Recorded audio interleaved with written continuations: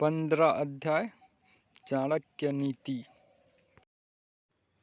वह व्यक्ति जिसका हृदय हर प्राणी मात्र के प्रति करुणा से पिघलता है, उसे जरूरत क्या है किसी ज्ञान की, मुक्ति की, सर के ऊपर जटाजूट रखने की और अपने शरीर पर राख मलने की। इस दुनिया में वह खजाना नहीं है जो आपको आपके सद्गुरु ने ज्ञान का एक अक्षर दिया उसके कर्जे से मुक्त कर सके। कांटों से और दुष्ट लोगों से बचने के 2 उपाय हैं।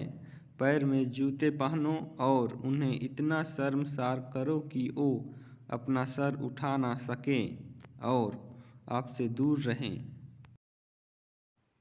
जो अस्वच्छ कपड़े पहनता है, जिसके दांत साफ नहीं, जो बहुत खाता है, जो कठोर शब्द बोलता है, जो सूर्योदय के बाद उठता है, उसका कितना भी बड़ा व्यक्तित्व क्यों ना हो, वह लक्ष्मी की कृपा से वंचित रह जाएगा। जब व्यक्ति दौलत खोता है तो उसके मित्र, पत्नी, नौकर, संबंधी उसे छोड़कर चले जाते हैं और जब वह दौलत वापस हासिल करता है तो ये सब लौट आते हैं। इसलिए दौलत ही सबसे अच्छा रिश्तेदार है।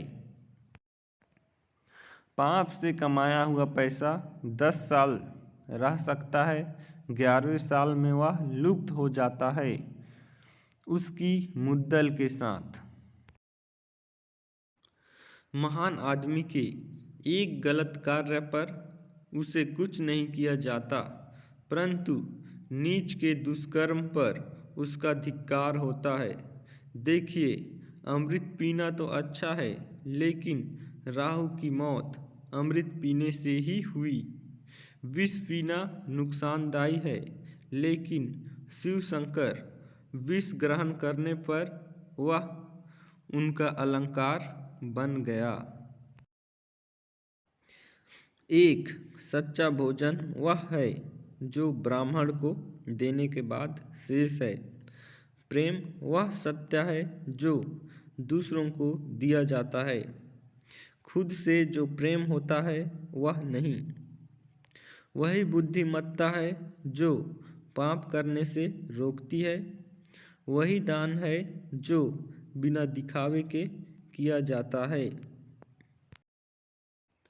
यदि आदमी को परख नहीं है तो वह अनमोल रत्नों को तो पैर की धूल में पड़ा हुआ रखता है और घास को सर पर धारण करता है। ऐसा करने से रत्नों का मूल्य कम नहीं होता और घास के तिनके की महत्ता नहीं बढ़ती। जब विवेक बुद्धि वाला आदमी आता है तो हर चीज को उसकी जगह दिखाता है। शास्त्रों का ज्ञान अगाध है, वो कलाएं अनंत जो हमें सीखनी चाहिए। हमारे पास समय थोड़ा है, जो सीखने के मौके हैं उसमें अनेक विघ्न आते हैं। इसलिए वही सीखें जो अत्यंत महत्वपूर्ण है। उसी प्रकार जैसे हंस पानी छोड़कर उसमें मिला हुआ दूध पी लेता है, वह आदमी चंडाल है जो एक दूर से अचानक आए हुए थके मांदे अतिथि को आदर सत्कार दिए बिना रात्रि का भोजन खुद खाता है। एक व्यक्ति को चारों वेद और सभी धर्म शास्त्रों का ज्ञान है, लेकिन उसे यदि अपने आत्मा की अनुभूति नहीं हुई तो वह उसी चमचे के समान है जिसने अनेक पकवानों को हिलाया लेकिन किसी का स्वाद नहीं चखा। वह लोग धन्य हैं, ऊंचे उठे हुए हैं जिन्होंने संसार समुद्र को पार करते हुए एक सच्चे ब्राह्मण की शरण ली। उनकी शरणागति ने नौका का काम किया। वे ऐसे मुसाफिरों की तरह नहीं हैं जो ऐसे सामान्य जहाज पर सवार हैं जिनके डूबने का खतरा है।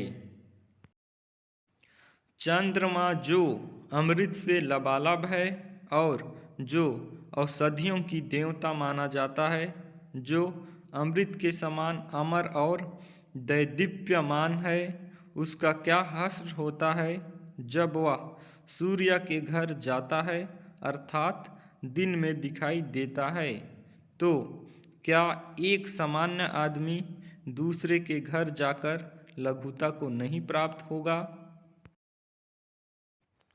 यह मधुमक्खी जो कमल की नाजुक पंखुड़ियों में बैठकर उसके मीठे मधु का पान करती थी, वह अब एक सामान्य कुटुज के फूल पर अपना ताव मारती है, क्योंकि वह ऐसे देश में आ गई है जहाँ कमल है ही नहीं।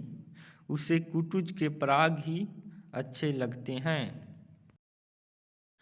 दुनिया में बांधने के ऐसे अनेक तरीके हैं जिससे व्यक्ति को प्रभाव में लाया जा सकता है और नियंत्रित किया जा सकता है। सबसे मजबूत बंधन प्रेम का है। इसका उदाहरण वह मधुमक्खी है जो लकड़ी को छेड़ सकती है लेकिन फूल की पंखुड़ियों को छेदना पसंद नहीं करती, चाहे उसकी जान चली जाए। चंदन कट जाने पर भी अपनी महक नहीं छोड़ते। हाथी बूढ़ा होने पर भी अपनी लीला नहीं छोड़ता। गन्ना निचोड़े जाने पर भी अपनी मिठास नहीं छोड़ता। उसी प्रकार ऊंचे कुल में पैदा हुआ व्यक्ति अपने उन्नत गुणों को नहीं छोड़ता, भले ही उसे कितनी भी गरीबी में क्यों ना बसर करना पड़े।